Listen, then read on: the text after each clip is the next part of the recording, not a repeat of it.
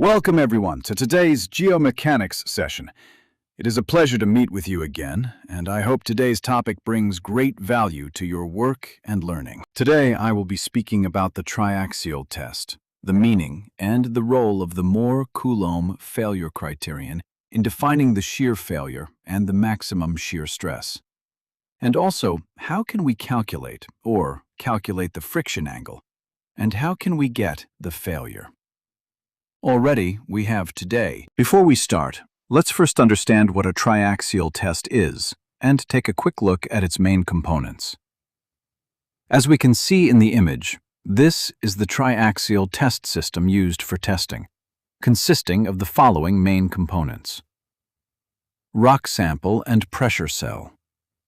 The cylindrical rock sample is placed inside the pressure cell, which holds the fluid used to apply surrounding pressure. Confining pressure, sigma 3. Pressure is applied all around the sample to replicate the subsurface stress conditions found underground. Axial load frame. The frame applies vertical stress, sigma 1, from top to bottom until the rock sample fractures, allowing us to evaluate its strength. Pore pressure system. Controls and applies fluid pressure directly inside the pores of the rock sample during the test.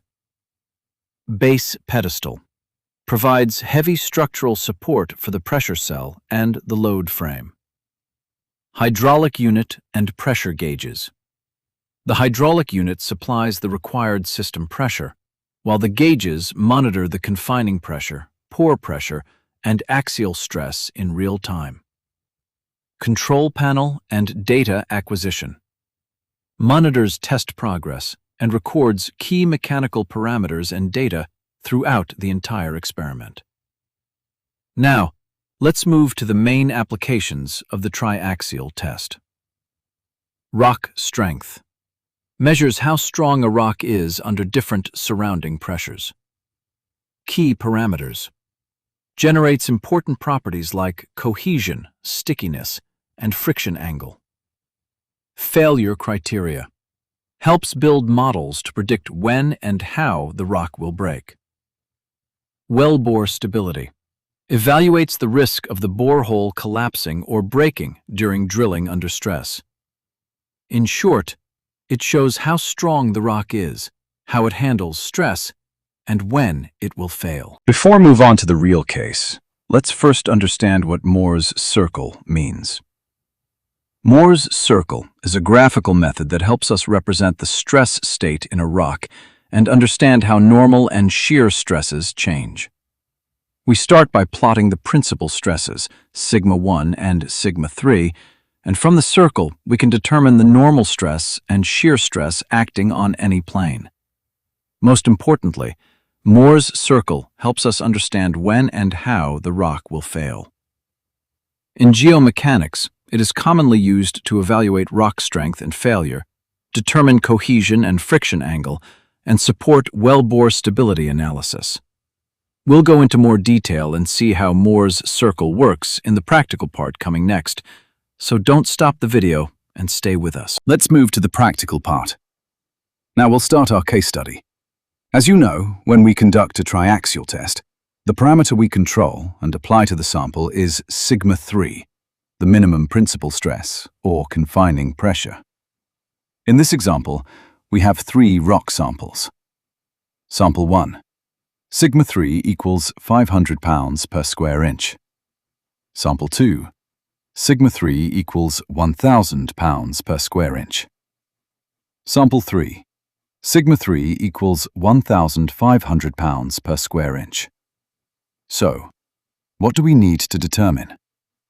As you saw in the previous video, we need to calculate, not estimate, the maximum stress at failure, sigma 1, for each sample. For sample 1, with sigma 3 equals 500 pounds per square inch, we will determine the value of sigma 1 at failure, when the sample eventually cracks or fails. Then, we will apply a higher confining pressure to sample 2, where sigma 3 equals 1,000 pounds per square inch, and determine the corresponding sigma 1 at failure. Finally, for sample 3, with sigma 3 equals 1,500 pounds per square inch. We will calculate the sigma 1 required to cause failure. Once we have the failure values of sigma 1 and sigma 3 for all three samples, we can construct the Mohr's circles. From these Mohr's circles, we will then learn how to determine the friction angle, phi, and finally, how to calculate the UCS, unconfined compressive strength. So, let me first show you the results. Once you see the results, grab your notes and work through the calculations with me step by step. You can pause the video whenever you need to and write down the calculations as we go. Let's get started. Now, let's take a quick look at the triaxial cell and see how we control sigma 3, the confining pressure. The rock sample is placed inside the cell, which is then filled with water. The water applies pressure uniformly around the sample. By controlling the cell water pressure, we control sigma 3. For example, to apply 500 pounds per square inch, we increase the cell pressure to 500 pounds per square inch. The same principle applies to 1,000 or 1,500 pounds per square inch. Meanwhile, the axial load is increased separately until the sample reaches failure, giving us the corresponding sigma 1. So, sigma 3 is controlled by the cell pressure, while sigma 1 is controlled by the axial loading system. Now let's take a look at the sample preparation before starting the triaxial test. First, we measure the length and diameter of each rock sample.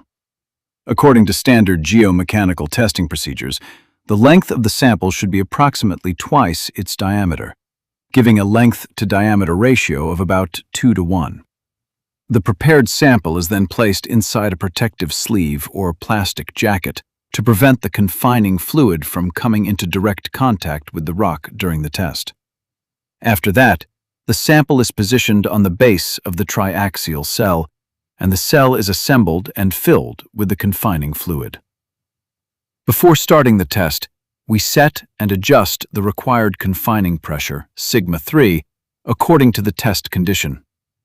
For each sample, we use a different sigma 3 value, and then increase the axial stress, sigma 1, until the sample reaches failure. So, each test gives us a different stress condition that we can later use to determine the rock strength, cohesion, and friction angle. Now, let's enjoy the video and see how the triaxial test is actually prepared and performed.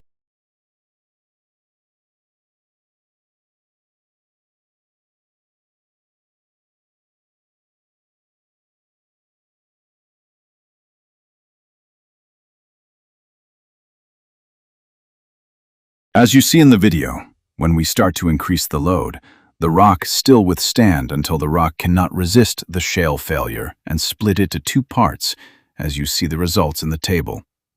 When the sigma 3 was 500 pounds per square inch, then the max sigma, which is sigma 1, rechecked to 2,500 pounds per square inch for the second sample. And when the sigma 3 increased to 1,000, the axial load increased until the failure occurred at 3,500 pounds per square inch.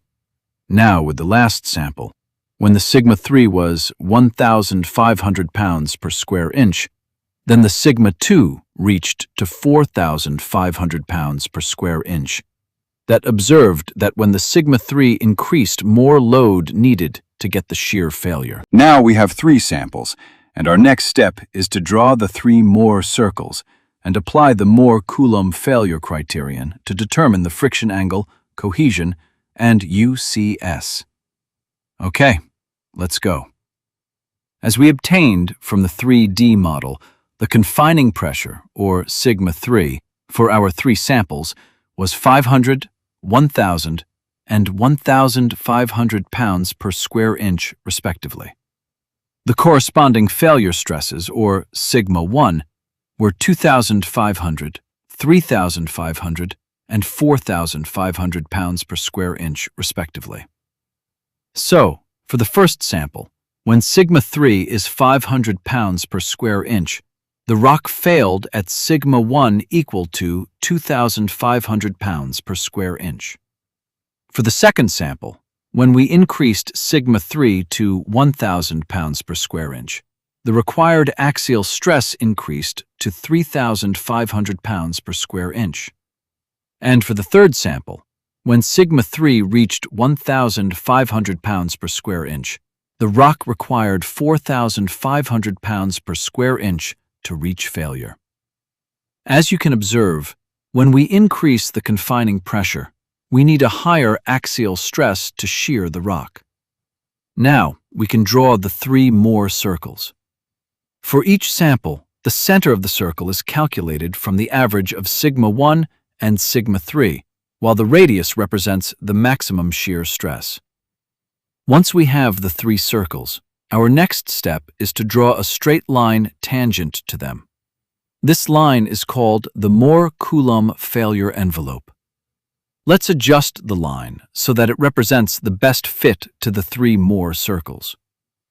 Now, according to the Mohr-Coulomb failure criterion, the slope of this line is related to the friction angle. When we measure the slope of the failure envelope, we obtain tan phi equals 0.374. Therefore, the friction angle is approximately phi equals 20.5 degrees. Next, we can determine the cohesion.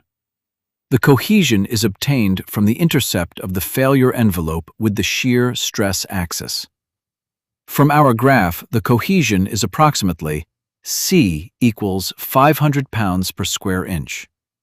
Now we have the two main parameters of the Mohr-Coulomb failure criterion, the friction angle and the cohesion. Finally, we can use these parameters to calculate the unconfined compressive strength, or UCS. Using the Mohr-Coulomb equation, the calculated UCS is approximately 1,441 pounds per square inch. So, from these three triaxial test results, we have constructed the three Mohr circles, determined the Mohr-Coulomb failure envelope, calculated the friction angle of 20.5 degrees, the cohesion of 500 pounds per square inch, and finally, the UCS of approximately 1,441 pounds per square inch. This is how we can use triaxial test results to characterize the strength of the rock using the Mohr-Coulomb failure criterion. On behalf of the Geomechanics team at GeoInsights, we wish you an enjoyable and informative viewing experience. We hope you found this session useful and gained valuable insights from it. Don't forget to share and subscribe, and feel free to share it with your friends and colleagues. Stay tuned for more useful courses, technical videos, and geomechanics insights. Thank you for watching.